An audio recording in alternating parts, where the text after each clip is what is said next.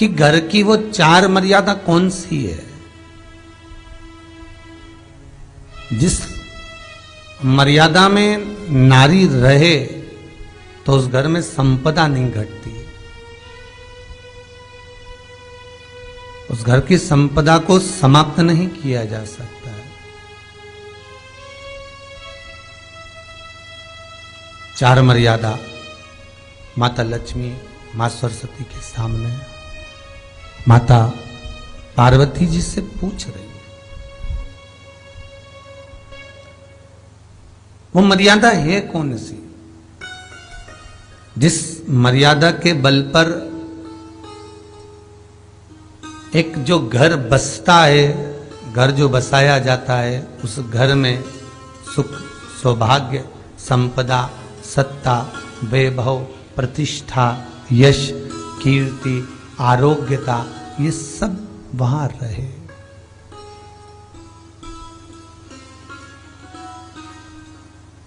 पहला, मां पार्वती ने माता लक्ष्मी को कहा, अतिथि देवो भव।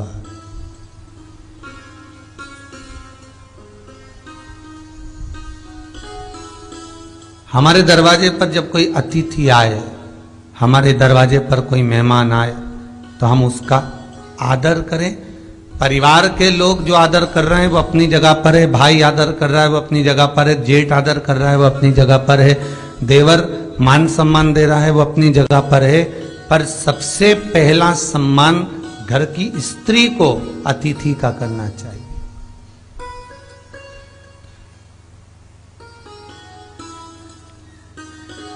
सास के मेहमान आ गए, पहचान वाले, बहुवन मालूम पड़े अपने कमरे में बैठी हुई है। मेहमानों ने आकर पूछ लिया, क्यों बहू नहीं दिख रही? बस आ रही होगी। सास गई, रसोई घर में से पानी लाकर पिला दिया।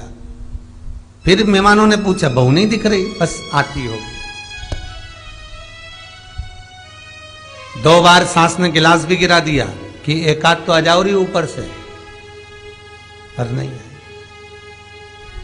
जब सास ने चाय रख दी और चाय रखकर सास फिर लेकर आई, तो बहुओं के मन में आया, चलो सास ने चाय बना दी है, खुशबू ऊपर आ गई है, अब चलते हैं।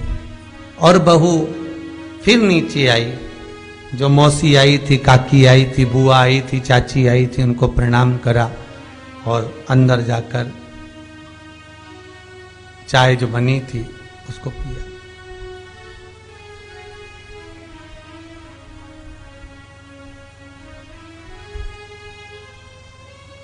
एक गरुड़ पुराण में लिखा है, 94 तरह के नरक में एक नरक है जो दरवाजे पर आए हुए अतिथि का सम्मान नहीं करता, उसको जल नहीं पिलाता, उसका मान सम्मान नहीं देता, उसका आतिथ्य नहीं देता, उसके लिए भी एक नरक रखा गया है।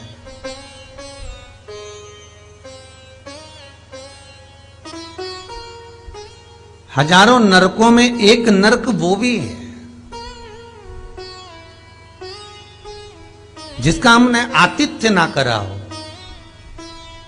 मेरा बहुओं से निवेदन है, सास के रिश्तेदार आए तो आप उनका भी आदर करिए, और आपके रिश्तेदार आए तो आप उनका भी आदर करिए।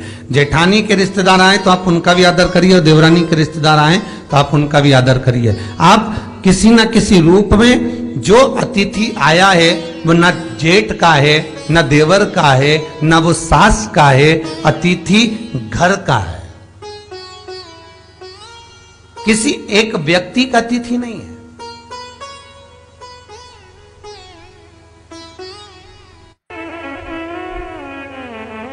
बड़ी बहू सोचे कि मैं घर की बड़ी, बड़े परिवार की, मेरे पास में बहुत धन दौलत, मैं काहे को गिनूं किसी मेहमान को। छोटी बहू सोचे मैं काहे को गिनूं, मंजिली सोचे मैं काहे को गिनूं, संजिली सोचे मैं काहे को गिनूं।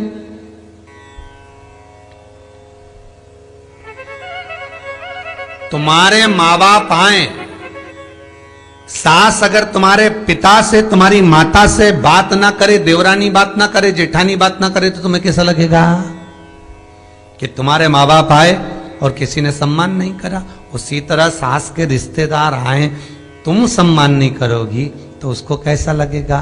फिर तुम्हारे घर के आए वो सम्मान ना करे तो तुम्हें कैसा लगेगा? आतिथ्य घर में कोई भी आए वो सबके लिए। दूसरा क्रम बताया, घर के दरवाजे पर जो तुलसी का पौधा होता है, जीवन में सबसे पहले अगर दुख आता है, तकलीफ आती है, कष्ट आता है, बीमारी आती है, रोग आता है, कोई बड़ा घटना घटने वाली होती है, कोई बड़ा कष्ट आने वाला होता है,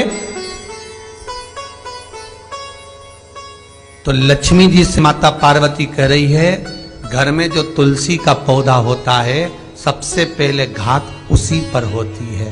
तुलसी का पौधा सूख जाता है, समाप्त हो जाता है,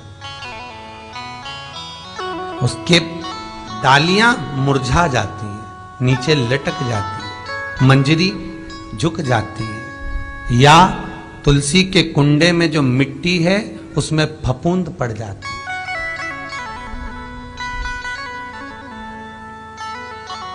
कितना सुंदर बात कही है महाराज। तुलसी के क्यारे में, पद्म पुराण, तुलसी के क्यारे में जो हम जल डालते हैं, वो जल हमने जब डाला और वो जल अगर नीचे गिर रहा है, उसका भी दोष वर्णन है महाराज, उसका भी दोष हमारे शास्त्रों में वर्णित किया गया। तुलसी के क्यारे में अगर जल डाल रहे हैं और वो जल जमीन पर बह रहा है, गिर रहा है, उसका भी दोष है। तुलसी के क्यारे में उतना ही जल दिया जाए जितनी मट्टी सोख ले, 2-4 8 बूंद पानी गिरे चल जाएगा। तुलसी के क्यारे में छिद्र रहता है, बूंद बूंद पानी टपक जाए वो चल जाएगा। पर तुमने तुलसी के क्यारे में जो जल भरा, लोटा भर भर के डाल दिया, और ऊपर से जो जल कुंडा भरा कर उलीच में से, अर्थात भराने के बाद जो नीचे गिर रहा है, वो दोषपूर्ण है महाराज, उसकी दोषता है।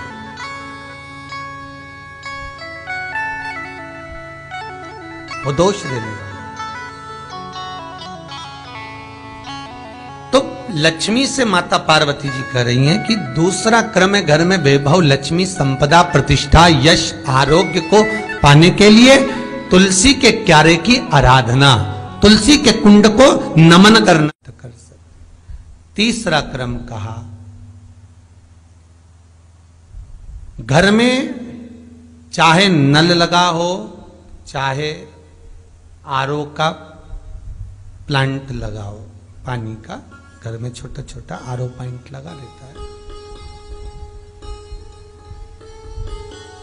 फिर भी घर के अंदर रसोई घर में एक छोटा सा मटका, मटका नहीं तो हंडा, हंडा नहीं तो बाल्टी, बाल्टी नहीं तो कलसा, पानी का भरा हुआ जो नारी रखती है, दूसरे दिन उस पानी को बाहर ढोल कर फिर वापस धोकर भर लेती है। मटका रोज धुलता है, हंडा रोज धुलता है, प्रतिदिन का। जितना जल उस पात्र में रहता है, भरता है, ऐसे ही घर में संपदा बढ़ती। 3 क्रम बता। चौथा, नारी के मस्तक पर जो चीर होता है, ये पूर्वज, इसी चीर से कथा प्रारंभ हुई थी और वहीं पर पहुंच गई। लक्ष्मी पार्वती के संवाद पर चल रही है महाराज।